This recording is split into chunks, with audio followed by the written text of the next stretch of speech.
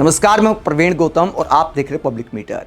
दोस्तों, वीडियो में आपको दिखाएंगे कि राहुल गांधी ने पश्चिम बंगाल में अपनी पहली चुनावी रैली में पीएम मोदी को कैसे टारगेट पर लिया और राहुल गांधी की भाषा पर क्यों बवाल कट गया है। मोदी जी के समर्थक बीजेपी के नेता आरोप लगा रहे हैं कि राहुल गांधी ने एक बार फिर पीएम मोदी का अपमान किया है, देश के खिलाफ पीएम मोदी को बताया है और जिन शब्दों का इस्तेमाल किया है, जिस उच्चारण का इस्तेमाल किया है, जिस लहजे का इस्तेमाल किया है, उस पर बीजेपी नेता गुस्सा हो गए हैं। हालांकि वो अलग बात है कि बीजेपी नेता खुद राहुल गांधी का कितना सम्मान करते हैं, लेकिन फिर भी हम तो यही कहेंगे कि राहुल गांधी और पीएम मोदी दोनों को इस तरह की भाषा का इस्तेमाल नहीं करना चाहिए। 2 दिन पहले जब मुलाकात हुई थी तो बहुत सारे कयास लगाए गए, कहा गया कि क्या संबंधों में थोड़ी मधुरता आएगी, क्या संसद में जब आमने सामने आगे फिर होंगे तो उतनी खटास नहीं देखने को मिलेगी, क्या दोनों के भाषणों में कोई अंतर आएगा। तो राहुल गांधी ने आज पीएम मोदी पर जिस तरह का अटैक किया है वो इस बात को दिखाता है कि राहुल गांधी अपने मुद्दों से हटने को तैयार नहीं है। और पीएम मोदी को देश के खिलाफ बताते हुए राहुल गांधी ने क्या कहा पश्चिम बंगाल की चुनावी रैली में मुर्शिदाबाद में, जरा सुनिए। अपने आप को देशभक्त कहता है, हाँ? आपने आजकल आप टीवी देखते हो, मीडिया देखते हो, आपने नरेंद्र मोदी का चेहरा देखा आजकल?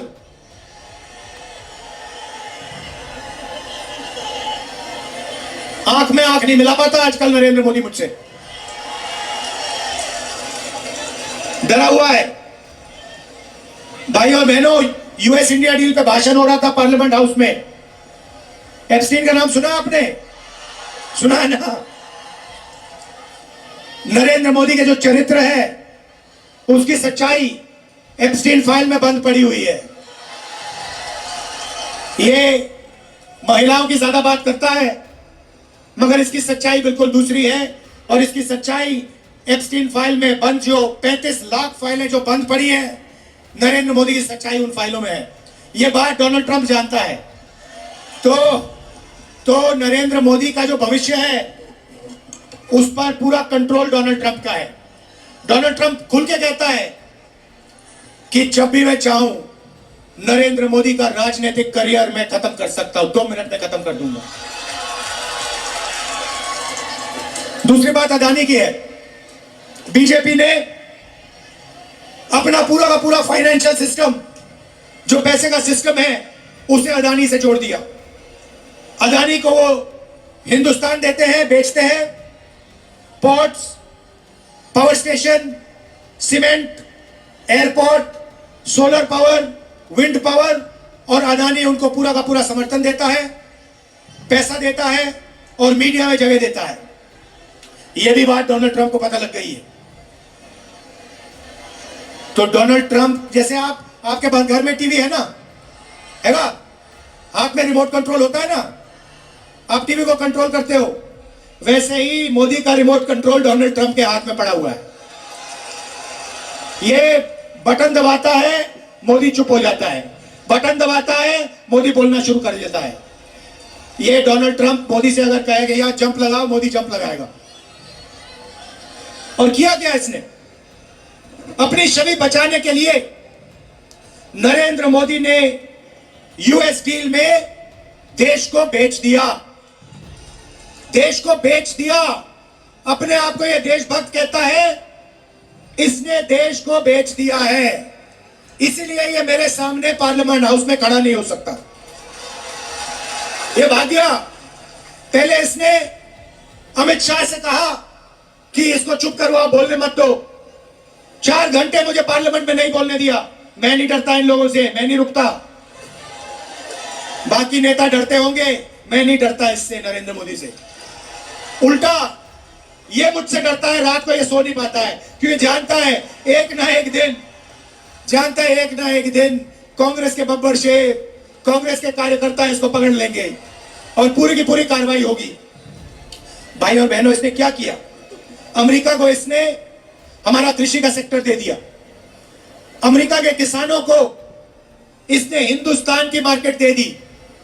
आने वाले कल में कपास, सोया, दाल, बादाम, अखरोट, फल, सारी की सारी चीज अमेरिका के किसान हिंदुस्तान में बेचेंगे और हिंदुस्तान के किसान बर्बाद हो जाएंगे। पहला काम इसने यह किया। क्या यह देशभक्ति है?